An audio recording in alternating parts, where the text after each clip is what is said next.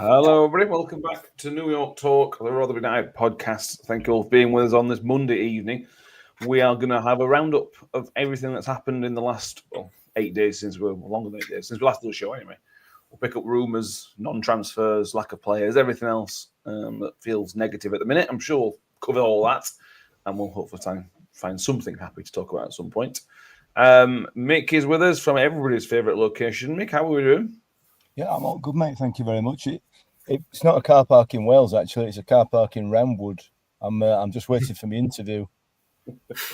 I've applied for right back, centre midfield, and left side striker. So okay. I'm not sure. I thought if I apply for 3, I might get one of them. Yeah, that makes sense. Yeah, that makes sense. Danny's back with us. How you doing, Danny? I'm doing all right. Fresh off the plane from Belfast, so it's nice to be home, actually. Absolutely. And Rotherham United might not be making any new additions, but we are. John is with us making his first appearance on the podcast. How are you doing, John? Very good, thanks. I was thinking Mick might greet me in with like a virgin, you know what I mean? First on. No, I'm just back from Italy, so yeah, I'm really good, thanks. Excellent. We have people in the comments, YouTube users with us, as is Darren Cook. Emerald says, good evening, so the roller coaster starts. Kelly Pop says, evening, all three signings are close by all accounts. Harry says, more people are here than signings. Steve Mick's with us. John Morell says, I joined for the first time this summer, and Mick is talking about car parks. Get used to that. Obviously, John. Because without saying, mate, I don't know where you've been, but you've obviously missed quite a lot of car park chat. I'll bring you up to date on DM and Twitter as to where we are at the moment. Right. Yes, fair enough. Paul Rhodes, evening, everybody. Team looking good in training. Hopefully some new signings incoming soon. There's some stuff to talk about. John, is there anything you want to start with, or anything that's happened over the last week or so that you think we should start with? Well, I mean, I know you've done a couple of shows, but I mean, although there's not been a lot of activity, player-wise, I mean, I've got to say, sort of backroom stuff like I think we've made some fantastic signings. I mean, if you go through them, Richard Wood, absolutely brilliant signing for fans, that one. And, he'll do all the non-negotiables regarding the players, and he'll be the buffer between Hampshire and the players. You look at Ross Burberry, very, very highly rated. He was with us before under Warne, and then he went for pastures new. And then when Warne went to Derby, he went from there. So he sort of had the big club feeling, if you like. And now I think he's come back home, really, because he started that the prostate cancer thing. So I got a real connection with club. So again, that's another great signing. And then, I mean, I've done my coaching badges myself, so I always keep my eye on coaches. And Dale Tong, I mean, that is an absolute fantastic coup, that one. He served his apprenticeship at Barnsley, and then when Warne were here, I think he got invited. I know he certainly did a couple of our games commentary-wise on radio, and I like what I heard of him. And then I think Warne invited him down, and then he did a good job at Peterborough working under bloody Darren Ferguson. So to get him, that's another absolute great coup, So I think, although there's not been a lot of activity player-wise, I'm more than happy with that. And I think there's got to be some credit put to chairman. I mean, I think it gets a lot of stick, but if you think about it, I mean, he's never said no to anything from any manager for me. I don't think he gets criticised. Well, that not be popular on certain circles, that, John. Opinions like that. Well, the thing is, everybody's entitled to their opinion, but Correct. You've only facts. I'm 60-year-old. I've watched 55 years. I've seen more bad than good. If you're 30-year-old and you've watched Rotherham for 25 years, you've more or less been in bloody heaven. We've had promotion. I mean, look at our ground I've walked down New York Way with away supporters, and I'm not talking about Mickey Mouse away supporters. I'm talking about, West Bromwich Albions, and I've heard their supporters saying, "Wow, what a stadium!" I mean, what more do they want? Yeah, that's fair. That's fair. That's absolutely fair. And I think touching on the backroom stuff, Danny, we're kind of seeing. We obviously won't see the fruits of the preseason labour till probably quite late on in the season. But of course, that's where the fitness really kicks in when you've played 30 odd games. But the players are already talking about. I think Rafa was into and saying it's already in the top 1 or 2 toughest preseasons that he's had up to date, and that's kind of what. And we weren't there last year, so I'm not going to criticise the preseason, but it felt different. And yeah, it feels like they are on to something. Well, they're working hard, and that's all we want at this stage. All we can ask at this stage. Yeah, definitely, and it's sort of gone back to the Paul Warne pre-seasons, and every year we heard how tough they were. But I'm really happy that Hamshaw's brought that back, because ever since Warne took his 7 a.m.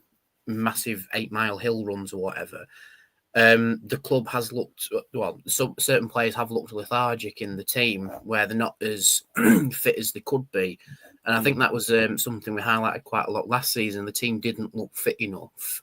And that was just one of the many issues. Whereas this season, they seem to be getting that out of the way very quickly and just go, right, we will be fit enough. Everything else will work on game to game. But the underlying thing with what Matt Hanshaw wants to do, if you're going to play with wing backs, you need to have a fit team. Yeah. And that is exactly what we're striving towards now.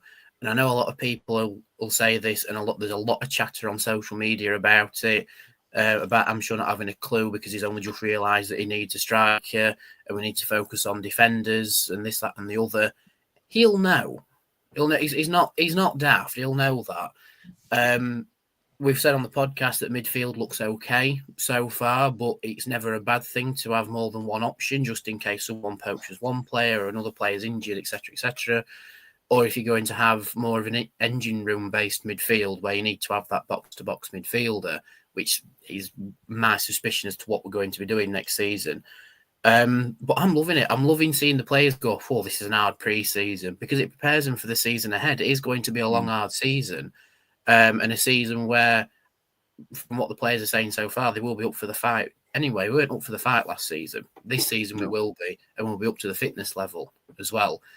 So I'm liking what I'm seeing so far. Is the transfer window a little bit light so far? Yes, I would say so. I mean, we've brought a lad in on a free from Barrow and a second to third choice keeper from the West Brom Academy. So a few more through the door, yeah, but you can't help why you do going to Plymouth. That was his decision, not ours. We only want players here who want to play for Rotherham United. If he's been turned by a bit more money, fair enough, good luck to him, whatever. More irons in the fire. But I think the main call now is just for patience. We had Steve Evans firing off left, right, and centre last season, and we had, I think it was 7 players by this point last season. And when the 7 in May, yeah, probably. And one of them we've sort of politely shown the door to already, and he was our first signing last season, and we've shown the door to him in the space of a year. So Hamshaw's approach is calm and collected, like John highlighted there. I'm very happy with the backroom staff we've got so far. And he's sort of lining all these ducks up, going, right, sort the backroom out, then we'll have the playing side of it. Got his backroom, great, love it. Now it's time for the playing side of things. But again, patience. We just need patience with it. We're not going to sign one of the hot shots in League One straight out the door. We don't have the finance for that. But if we wait long enough and we play our cards right, we might just assemble a decent team for this season. And I think that's what Matt Hamshaw's counting on as well.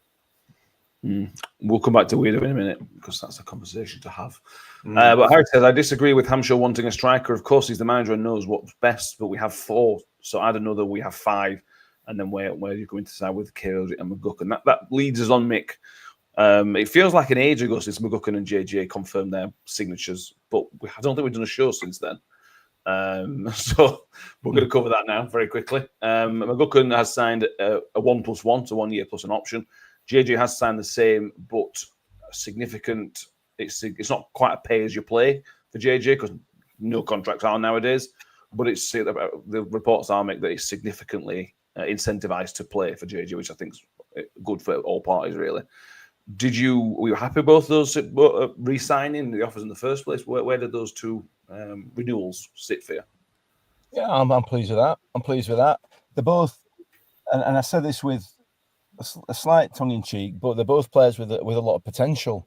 And the tongue in cheek is for JJ simply because of his age. He's not really a young player anymore. However, the opportunities that he's had because of the injuries that he's sustained, still kind of put him in that category. He's unproven, but we know he's a big, strong lad, and he has proven himself at a lower level with Carlisle to a degree, and he needs some development. He still needs some development, and he hasn't had that despite his age, simply because of the injuries that he's had. So I think yeah, it's good, and he deserves a chance.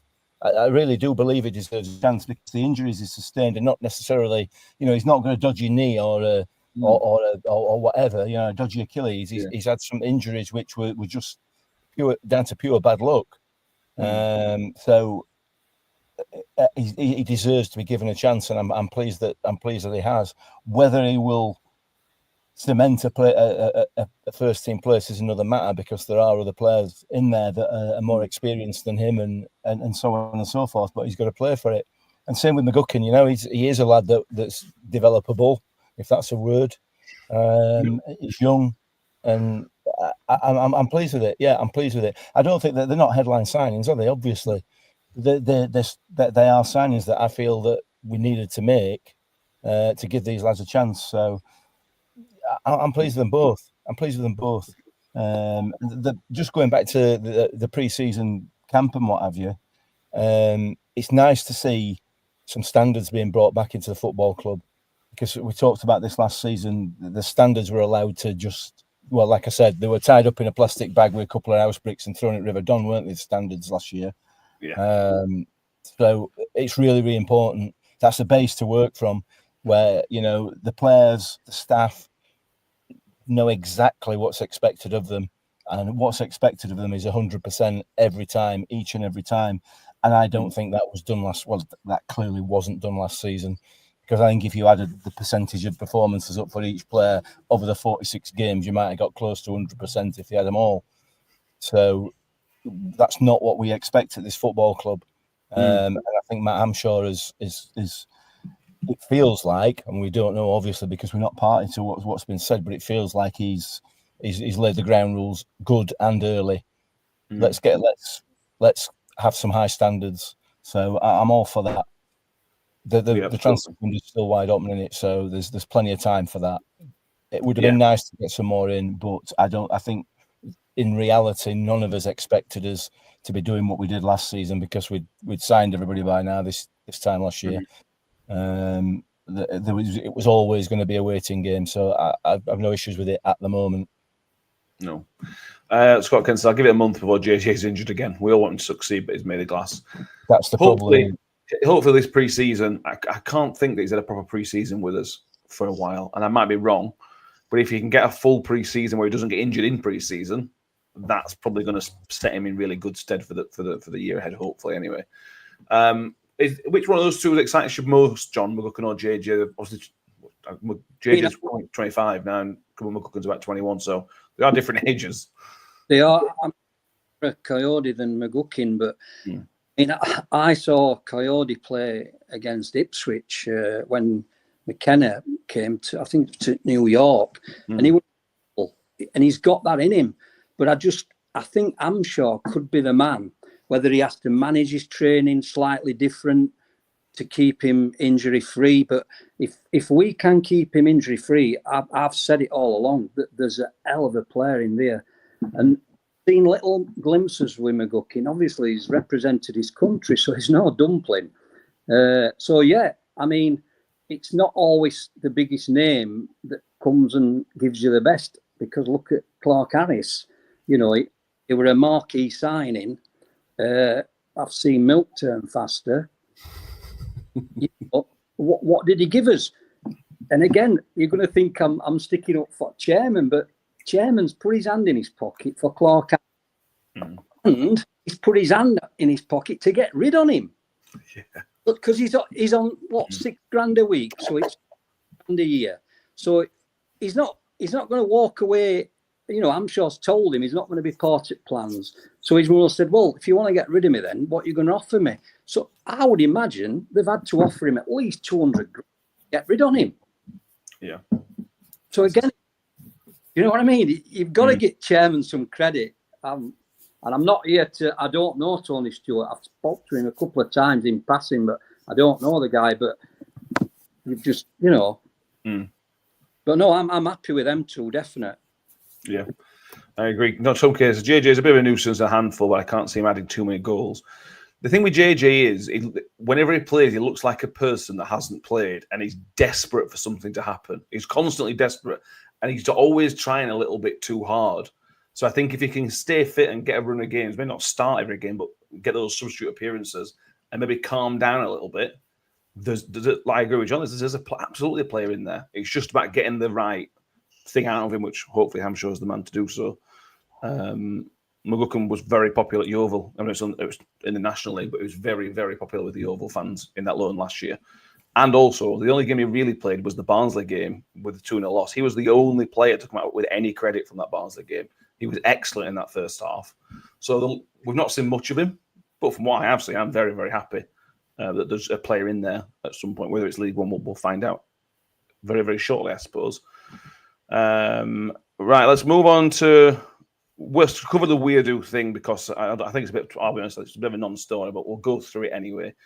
So we'll go through the events of how it happened. So we had a report from that guy on Twitter, the Sun guy on Twitter, who reported that we were in for him and that we put a bid in and that Fleetwood had turned it down. Things went quiet for a couple of weeks. And then the same guy reported that Plymouth were interested and it went to Plymouth. Paul Davis now then reported that we had agreed everything with the club, with the player, and Plymouth came along and were able to offer more money. I don't know if that was transfer fee or wage. We don't know and shouldn't know. But Plymouth had come in and offered more money than us. Danny, some people are saying that that's terrible on our side.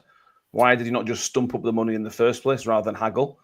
The opposite side of things, where you've got to try and get value for money. Football's transfers are all about negotiations. You never go in with the asking price to start with, or very rarely anybody goes in straight in with the asking price. You build up and try and get a better price for it. And how many times have we been pipped at post for a player, and vice versa? We'll have pipped other teams at post. We're bringing players in. It was just football and how it works. I didn't really get the outcry, to be honest. No, I didn't get it either. I mean, unfortunately, stuff happens. Deal with it, move on. That's all you can do in football, really. It is that cutthroat. Is it disappointing? Yes, because it would have been another edition. Will we lose sleep over it? Well, I suppose some people will, but I think the majority of the people at the club won't. They'll just move on. From what I'm led to believe, Plymouth offered the same fee to Fleetwood that we did. They just offered a higher wage, personal terms wise, and Wyatt went down to Plymouth in no fault of his own, because Plymouth are a more attractive prospect than we are at the minute. I don't want to burst anyone's bubble, but we aren't a big club. We finished slap bang in the middle of mid-table last season. Plymouth came down from the Championship and will probably have a little bit of a deferral with Championship wages for at least one season to try and get back up again. So they are in a position to offer more money. And like I said, they were a Championship club last season. They are a more attractive prospect than us, as are a lot of clubs. I'd say the only club that's on a level footing with us, appealness-wise, is probably Barnsley. So it's an uphill battle to start with before you put any money on the table. And like you say, with evaluation, if we evaluate a player at no more than 300k and a Championship comes in and says, well, we'll offer you 300k and we can give Weirdo a sign-on bonus and a higher wage, he's going to pick Plymouth. Of course he is. You know, because with those sort of monies, the travel distance doesn't come into effect. You know, he can relocate for Plymouth for the extra bit of money that he's on. But like I said, disappointing. Yeah, would have been a good addition to our midfield, but I can understand why he's gone. I'm not hurt that he's gone. I'm not going to kick off on social media about us losing out on a player. We move on to the next one, which could be Benson, who we've had on trial after he's left Barnsley, or it could be Dan Gore coming back on. going so well with Danny's Yeah. internet. He did really well there, If didn't Man he? United to progress their pre-season. Oh, I was doing so well. Internet-wise. But yeah, just to say, the internet went. He's rambling now. Make him stop. But yeah, I'm not going to lose sleep over it. We move on. End of discussion. I think. Yeah, true. And I think I don't. None of us really know how good he was, but the reports are that he is a very good player. But I'm pretty sure he failed the medical in January at Wigan, which is a red flag, and he's not done it in League One. He got relegated with Fleetwood, I think a couple of years ago. So this is not an established guy who's going to definitely come in and definitely do a job. It was probably going to be a good signing, but we don't really know. Do you have anything to add to it, Mick? Not really. It's all fuss and nonsense, isn't it? You know, it gives some people on social media something to moan about the club. We haven't done this, we haven't done that. None of us know anything at all about what has actually happened in the background. And I'm sure that if Hampshire and his team wanted him that badly, then they would have gone further. And they haven't done. So move on. Don't. But like I said, it just gives people something to moan about, doesn't it? And I'm all for moaning. You know me. I like a good moan. It's not a criticism. Get on. Get it out your system. Moan and groan. And there'll be another one this week, I'm sure, where we just couldn't quite get it over the line, and we'll be able to moan about that and everything else. So it's all part and parcel of the pre-season build-up now, isn't it? Yeah. What you've got to think is that football as a mercenary, you know, it could have gone to Plymouth for 100 quid a week more. We don't know. But fact is, he didn't want to come to us. So forget about it. If you don't want to come, fair enough. Just move on. I tell you, a player I'd like to see come if there's a chance, and I've seen it sort of rumoured. Richie Barker's lad, Charlie Barker at Crawley. I think that'd be a rate signing. You know, 22-year-old, you know, had a great season last year, played well in both games against us. And I know that when he were at Charlton, Man U were looking at him. Right. So, you know, again, Man U don't look at you if you've not got a bit of something about you. He's got a bit of connection with club through Richie. So maybe that could be one that could come off, hopefully. I don't think it one of the highest defensive stats for Crawley last season as well, or is that as a whole in the league? I can't remember what Tom said about it. I can't remember now. Tom's not here to defend himself. It was some mad stat to say he were at Crawley, but again, I agree with John. I think he'd be an excellent signing. Yeah, I think it ticks a lot of boxes, doesn't it? Number one being a body that will actually be available, probably. What were you going to say, something, Mick? Yeah, I was just going to pick up on what John said there about, you know, a footballers being mercenary, and absolutely. But you know, all these people who do moan on social media and moan and groan, if somebody's going to offer them 50 quid, 100 quid a week extra, they are going to go. End of story. And anybody that says they're not is a liar. You know, they've got these people have got a career that lasts, if they're very lucky, 15 years, 10, 15 years. They need all the money that they can get. And if somebody offers them 10, 20, 50, 100, 200 pound a week extra, they are going to take it, as would every single person who's moaning about the fact that we hadn't signed him, without doubt. So stop moaning. Help me. What would you do if Johnny Parkin picked phone up and said, "Now then, Mick, how do you fancy under the cosh?" Would you say to old Matt, like, "Well, I'll stop with you, Matt," you know, or would you go to old Johnny Parkin? Innit? Yeah. Well, exactly. Give me 10 bob a week and I'll be off, mate. 10 bob and a Terry's chocolate orange egg every week. I'm off. See ya. Yeah, that's football. That's not football, is it? It's life. Exactly. So, yeah. But what are you going to do? That's the club have come in for criticism for it. If you want to criticise the club for it, that's fine. It just gives you something to do. Let's move on. The next one to cover is not really something we can talk about. Really. The rumor is that we're in for Drew Yearwood, who has been in America for 3 years. The rumor is, and again, it's a rumor, that he has failed the medical last week, but he was at the Parkgate game taking pictures with fans and things like that. So that's a very good sign, John. You mean if we weren't going to try again, he's not going to turn up to these friendlies saying hello to fans. So if that suggests either it's an issue we can fix and go again, or something's in the pipeline. It'll just happen as and when. Yeah, absolutely. I mean, there's never smoke without fire, and it said there's been an itch, a late itch, and like you said, maybe they can resolve that. And is it a rumor that he's failed a medical? You don't know, do you? We probably never find out. But I mean, hopefully, because I did see reports that if we could get him, he'd be quite a coup, so hopefully that one can come off as well. I mean, when Warren were here before, we signed players. Like when we picked Rathbone up, we played a pre-season game, and I remember saying at the time that Rathbone were like a bloody Jack Russell nibbling at your heels. They couldn't get shut on him, and obviously they went and signed him. And what he turned out to be, there's been other players, Matt Crooks. So I think there'll be players under the radar that I'm sure will know about, and hopefully can pull one or two off.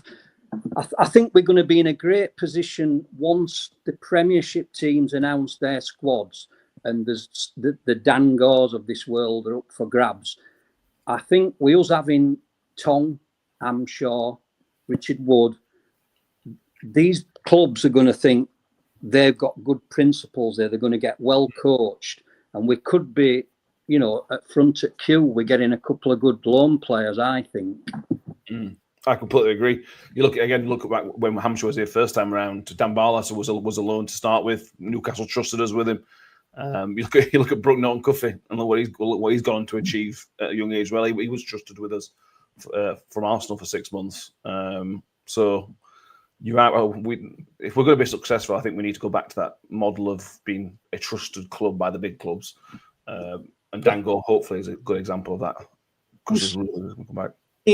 I think Amshaw, ideally, he wanted to get to Clark Harris out and put Hugill because of the wages. It'll free up some money to bring up in. But it looks like we're going to have Hugill. And my view is that, again, there's a player in there. I mean, for the last 2 seasons, he's played without any wingers. If you can to stick posts, I remember I met Guy Branston at an away game in London, and my mate was always a big character, and he sort of said, "Alan, Guy, how you going? And what's I think Miller's like?" And he said, "Well, you made some great signings." He said, "They're not Rotherham United signings, these." And one and other were Christ Teehee, so it had been Taylor manager. And that January when Hugill come, I mean, he scored, 7 goals? Wow. What a player we've got on his hands here. He's only 30-year-old. We usually pick them sort of at 35. So, again, I'm sure, I think he could be the man to sort of get the best out of Hugill. All views are. Yeah, I agree. And I think squad numbers, Mick won't like this, but squad numbers generally are not massively important, Danny. But to move to a 9, that says to me that I'm sure he's happy. He wants him. Some people might disagree with that, but that's a big number to have. So that tells me that Hugill is massively in Hampshire's plans. And we saw in those 8, and I didn't play all 8 games. In the games Hugill did play, he was a different player than what played under Evans and under Matt Taylor as well. I think this is a big year for Hugill. Big year. He's playing for a contract as well for the season after, either us or somewhere else. This is a fact that when Warren were at Derby, they tried to sign Hugill, and we Derby were in League One, we were in Championship. We offered more money, but Derby were in. So obviously at that time, I'm sure would have fancied him anyway, and he's got him now. So let's see what happens on that one. Yeah, absolutely. And it fills a bit of a role of a little bit what Smithy did for Warney, Danny. That he's physical, he can get stuck in, and he can score. Yeah, definitely. I mean, I agree with you. I think it is going to be a big season for Jordan Hugill, and he's been given that number 9 shirt not by mistake or anything. I think he is going to be our go-to centre forwards this season. And if we're playing with wing backs who can either get the ball into the box or cut inside and get a ball into the 6-yard area, it'll suit Hugill perfectly. I think with Clark Harris leaving, maybe it was because he had Turkey lined up anyway. Maybe it's because Matt Amshaw saw more of Hugill, more potential in Hugill for the coming season than he did in Clark Harris. I don't know. That's behind closed doors, opinions and matters, whatever. But the really interesting change for me is Sam Nombe. I'm still baffled as to why he was number 8 last season, but now he's been given the number 10 shirt, so he will operate as our second striker, either next to Hugill or just in behind him. And I do think that will be quite a lethal partnership, because I think we saw the best of Hugill with Nombe in that front line with him. It's just a shame he played with a 3 rather than a 2. So there's sort of got in each other's way a little bit. But this coming season, it could prove very fruitful for the pair of them. And I really hope it does with Hugill, because it feels like he's been stuck in second gear whenever he's had a full season with us. And if, like John says there, if they wanted him at Derby when Hampshire was there and now he's got him, he must know that he can get the best out of him. And hopefully over the course of pre-season, we get the fitness into everybody. And in the early doors of the season, it bears fruit. I'm not saying we'll hit the ground running straight away, because, not many clubs do that. But this season, I'm like a 70% confident that we'll see the best of Jordan Hugill. Yeah, I'm with you. And this is opinions in football. Kenneth Plummer says, I'm with John. He'll be a different player this year. Tom Kay says, Hugill is a good player. The only question is if he's still got the hunger. Whereas Rob A says that Hugill is awful. Always has been, always will be, and you're deluded if you think otherwise. I mean, West Ham didn't sign him for 15 million by mistake. And then paid 8 for him. I mean, thing is, I've got a son, Hugill's age, but if you could sit down with him in his twilight years, it could become a cult figure at Rotherham. We love a cult striker at Rotherham, don't we, Bobby Williamson? And, Hampshire's got to sit down with him saying, look, you could become this person here. They'll absolutely clamour for him. And, I would imagine he lives in Northwest because he were at Preston, weren't he? So he's not a million miles away. He's got a young family. It's ideal. Like you said, have a good season, get another contract, see your career out, and leave an absolute hero. That'd be my, what I'd be saying to him anyway. Yeah, I agree, Mick. And the thing with Hugill is, other than throwing himself to the ground, all the good side of Hugill game is a classic Rotherham United striker. He's big and he's strong. He's aggressive. He runs and he can run and run and run. He's shown at times where he does have the energy, maybe not the legs, but he has the energy to get around the pitch. He ticks a lot of boxes to be what a striker we like, really. He's just got there's just one or two bits that are frustrating. Yeah, there are. And I don't know, one of you compared him to Smudge at the beginning of while we were talking, and I think I said this on the last podcast or one of the last podcasts. He's a much better player, with the greatest respect to Michael Smith. You're starting from a much higher level with Jordan Hugill, and essentially you are starting again with him because of the mess that we've had for the last couple of years, and the environment in which he's been playing.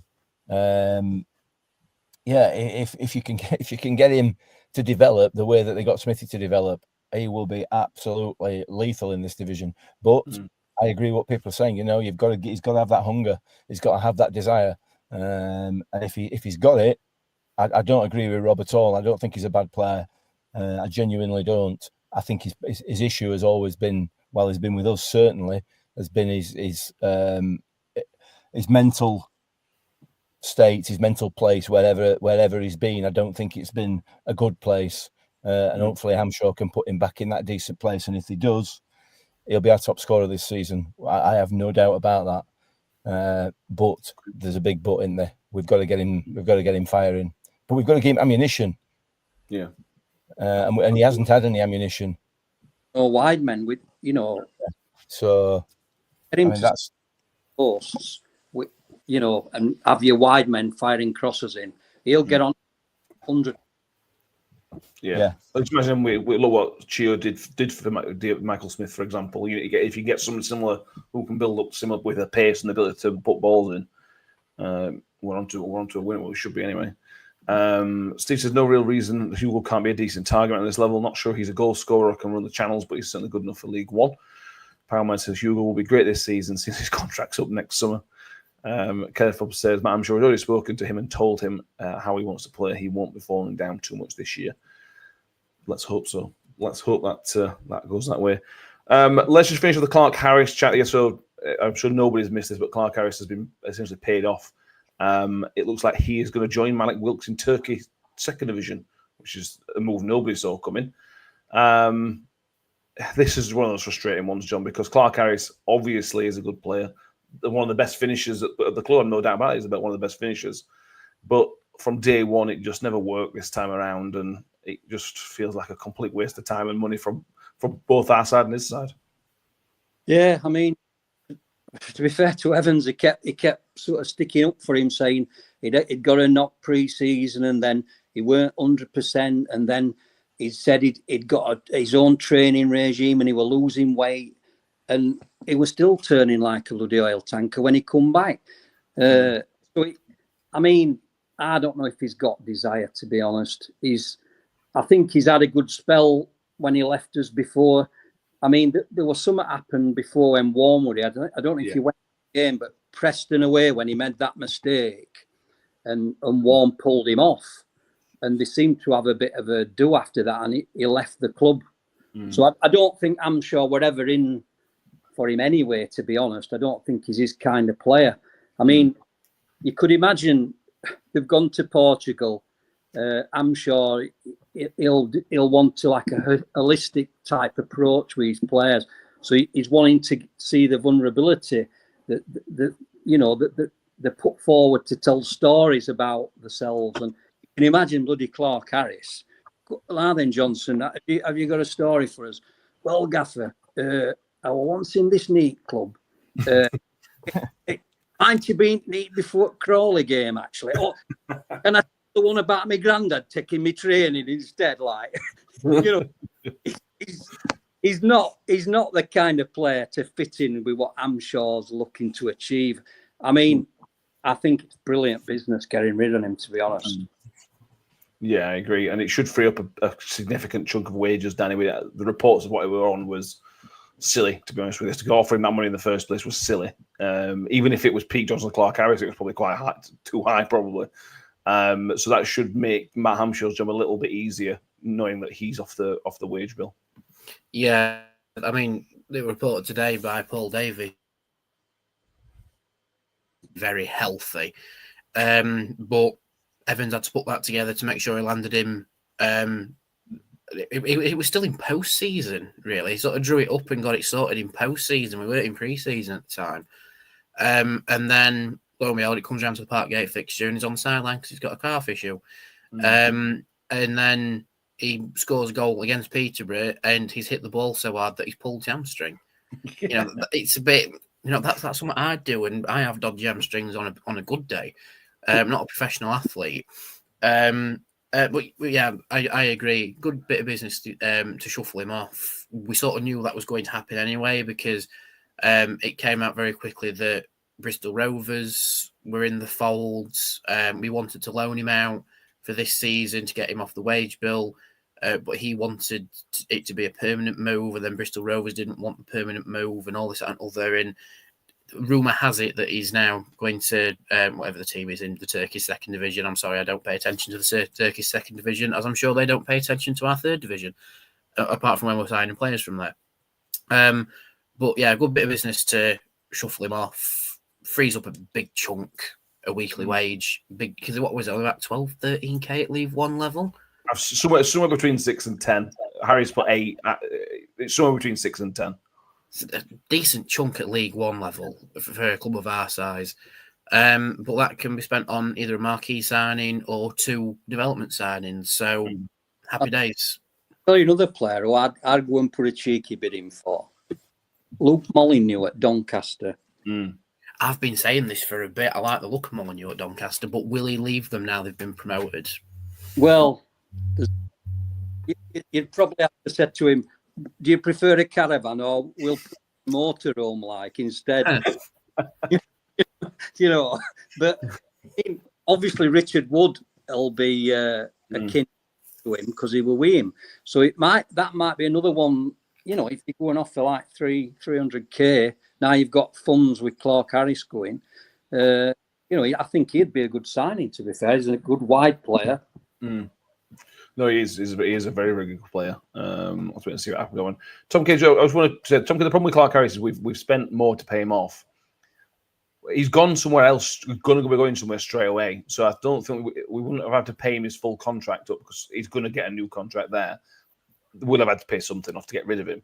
But the fact he's got a club or got a club lined up will probably have helped us pay a little bit less in terms of that. Same if he would have gone to Bristol Rovers, it would have saved us money from that way.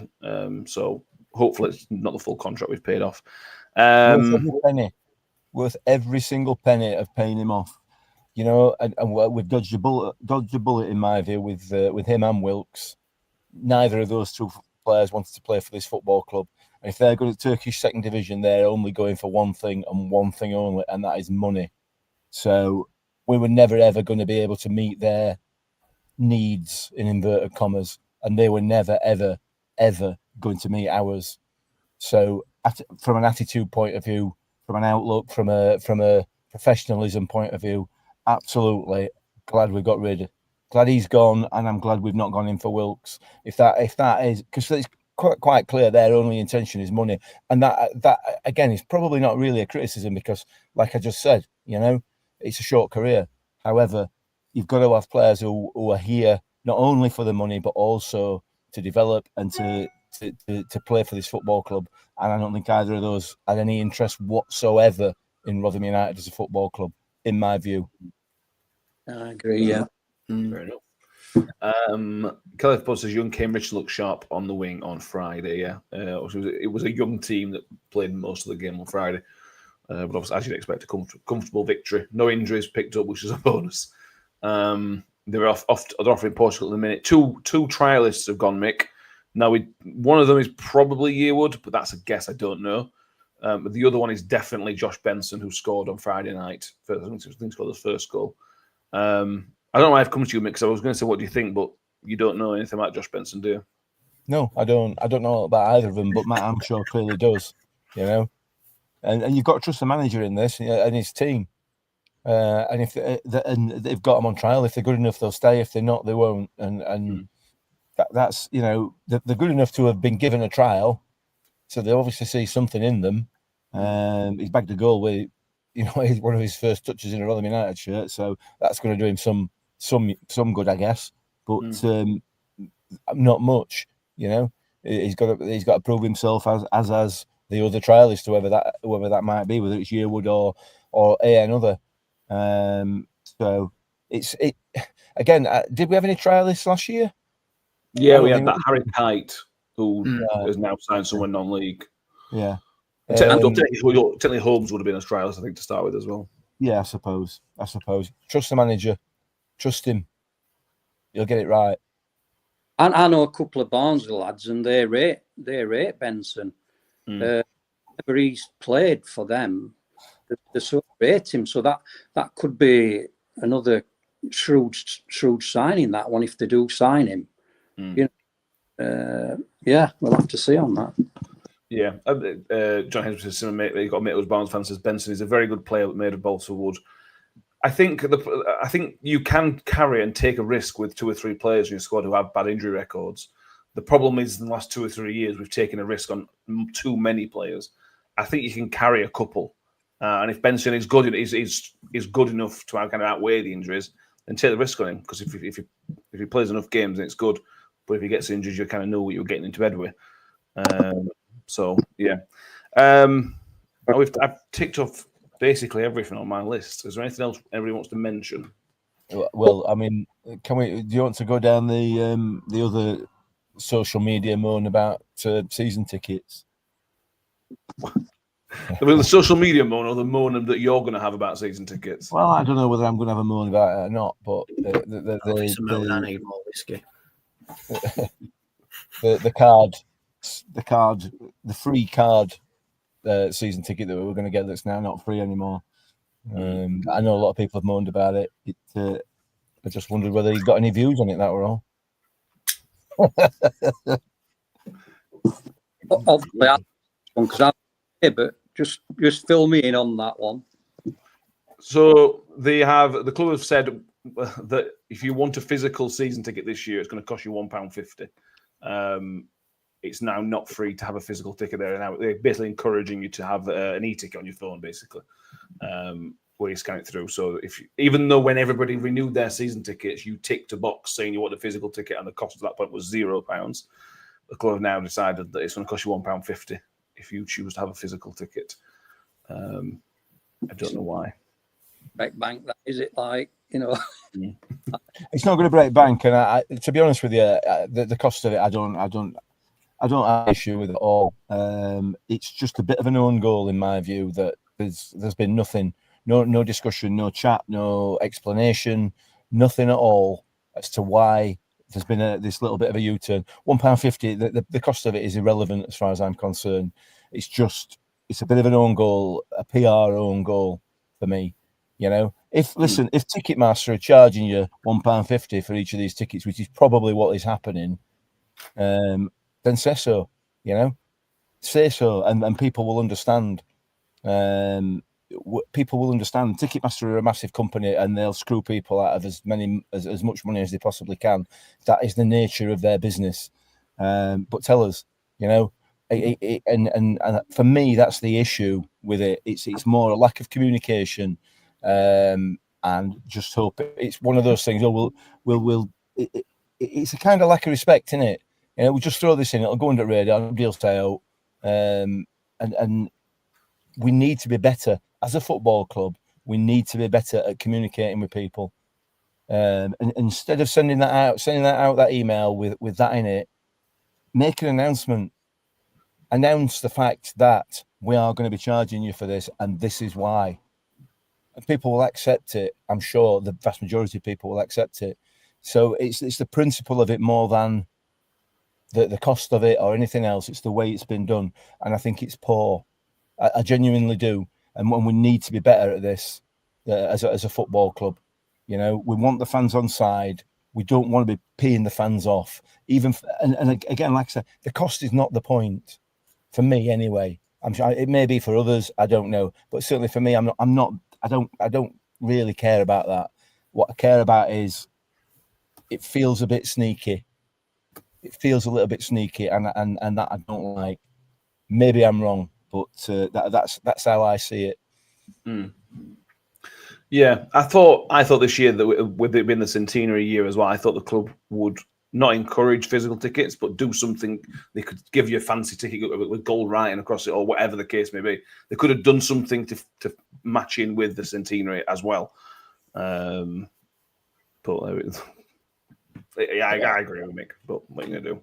No, I agree with Mick as well. It does feel sneaky, but I still don't know why I went to Ticketmaster in the first place.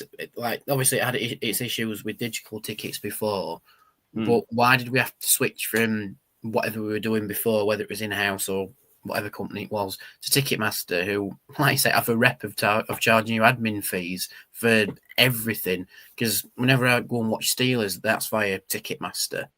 And, all right, tickets are only about a tenner on a Wednesday, but then suddenly it's £12.50 because of hidden admin fee, and you want physical ticket, and you have to charge this much to down to this, that, and other. It's like, why? And why couldn't it have been consulted before we went to Ticketmaster? I know this is bringing up issues from last season, whether or not people wanted to switch to digital tickets, because it strikes me that our fan base is more of they want the ticket in the hand sort of fan base. I don't think that's the issue, Danny. I don't think that's the point. But we still do programs. A lot of clubs moved away from programs. It's now digital programs. So why are we still printing the programs but digital tickets? It confuses me. It's all about cost, and I've no doubt that there's been a cost saving for the club to go to Ticketmaster, because Ticketmaster will sell their their service as a cost saving for the club because there'll be staff and all that sort of stuff. I'm sure the club are saving money in that respect. But the service that they provide, it's a bit like the people who provide the service behind the counters in the kiosks. It's appalling. It's dreadful. It really is shocking. But the club will make efficiencies doing that. Again, it's not a problem, but it's about the communication more than anything else. The Ticketmaster, the website for getting tickets is just a joke as far as I'm concerned. It's absolute garbage. If you've got a family, you're trying to buy tickets for your family and you've got to attach them. It's horrendous. It really is horrendous. But again, it's not a club issue. They're saving the money, and I have no issue with that at all. But we need communication. We need to be talked to, and then you get people on board. It's the little things like this that really, really grind people's gears a bit. Anyway, there you go. Going back to playing side, I just watch your views on Harrison Duncan.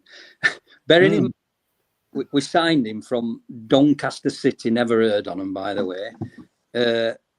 He's told he's going to be next John Stones before he's kicked a ball, so no pressure there, son. And then he comes in against Newcastle under-21s, and to be fair, he headed it and kicked it and did what he needed to do. But then note, and like I'm sure, he's looking to you. He's never really mentioned him.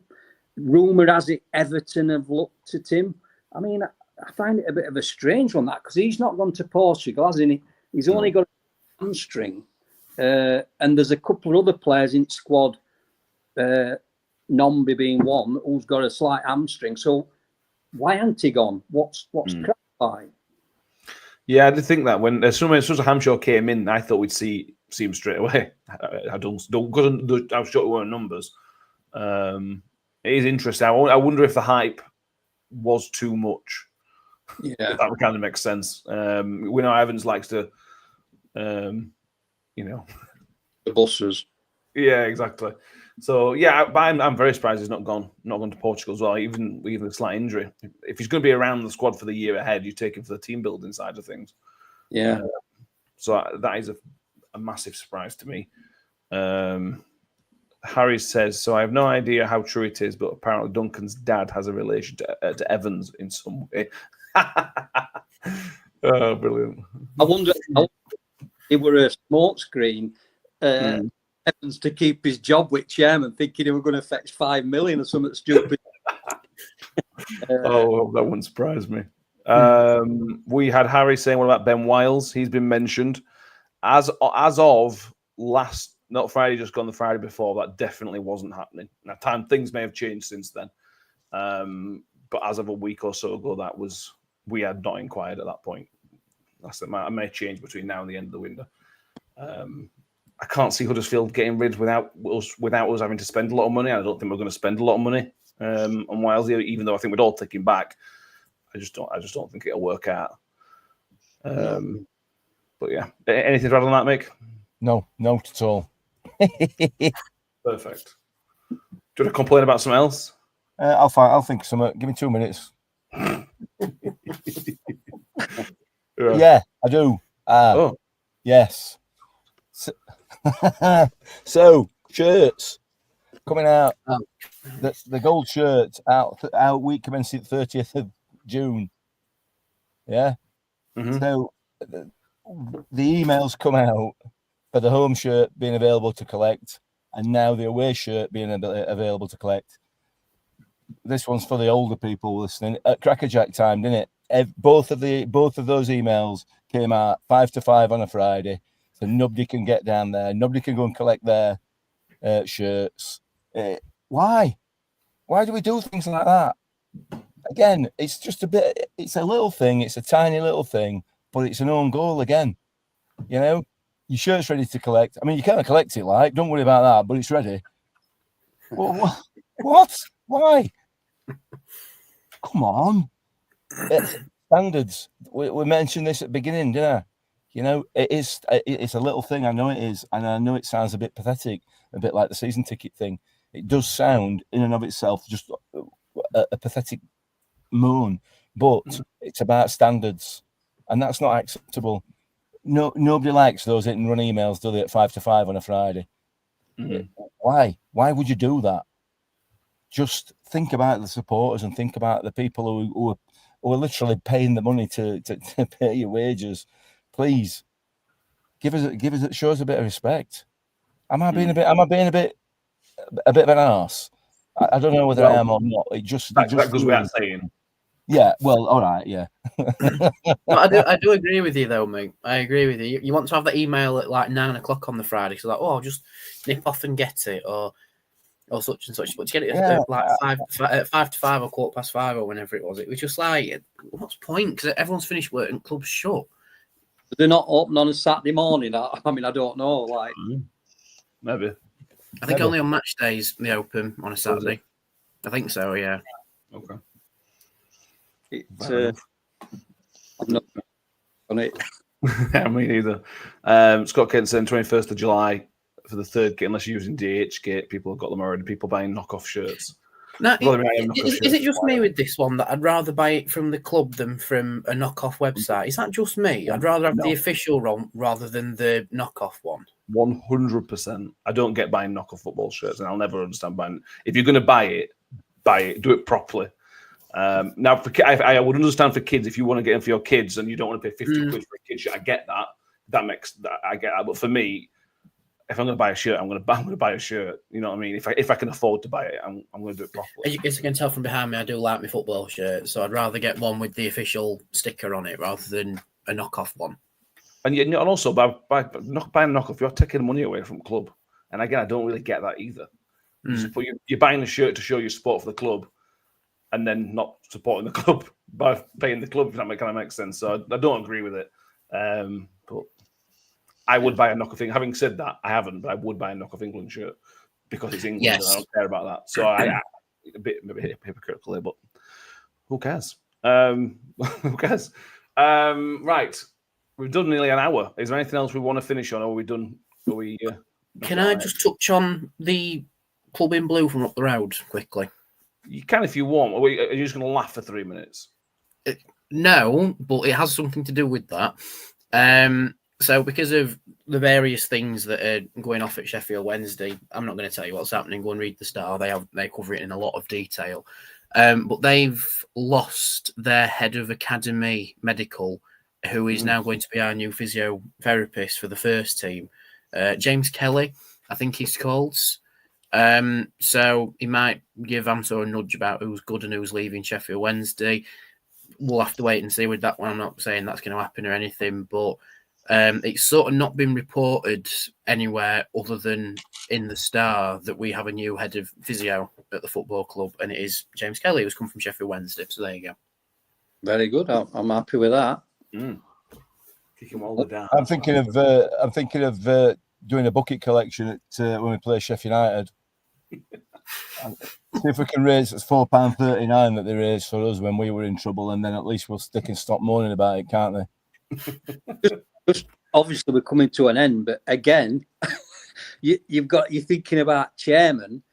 Yeah, we moan about our chairman. What the bloody hell? If you were a Wednesday fan, we've had none of this under Tony Stewart. Nobody's wages have never not been paid, and I mean I can remember when Rotherham crowd used to clap Tony Stewart, and I can't understand why they've suddenly stopped clapping him.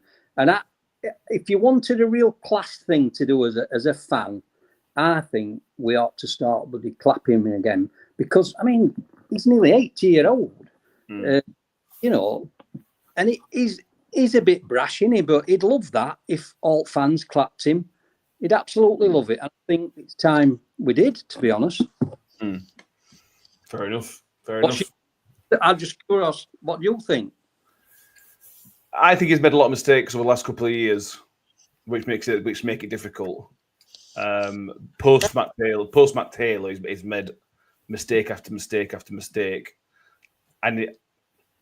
but it's difficult because you should never forget what he's done for. What he's done for us is ridiculous, and you should never be forgotten. It's been fantastic.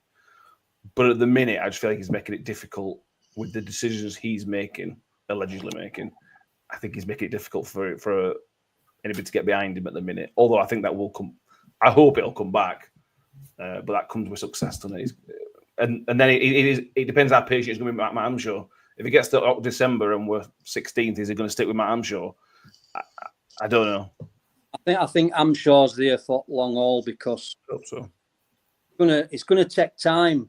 It might be next year, if we get sort of top 10, we've got with that, you can't put too much pressure on Hamshaw, but I'm pretty sure given the time, like Warren had, we've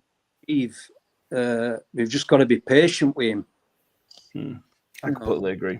And that's my hope that we even if it goes badly or not well, shall we say, we stick with Hamshaw. The early signs are positive. Let's put it that way. Right. Liam Mullins says the bucket idea is a great idea for Sheffield United game. So, Mick, you've started something now. Crack on with that. No, that's not going to happen, is it? We talked about this yesterday, didn't we? The fact you're not in country for that game puts a spanner in the works. That does cause a few problems, but then it means that I won't be able to book it with some of the stuff that will get put in it from Rotherham and Sheffield United fans. So, swings and roundabouts and all that. Yeah. There we go. John, you got a big fan already. Troop Travels Romarsh Explorer says you're a Romarsh legend. He's a Romarsh lad.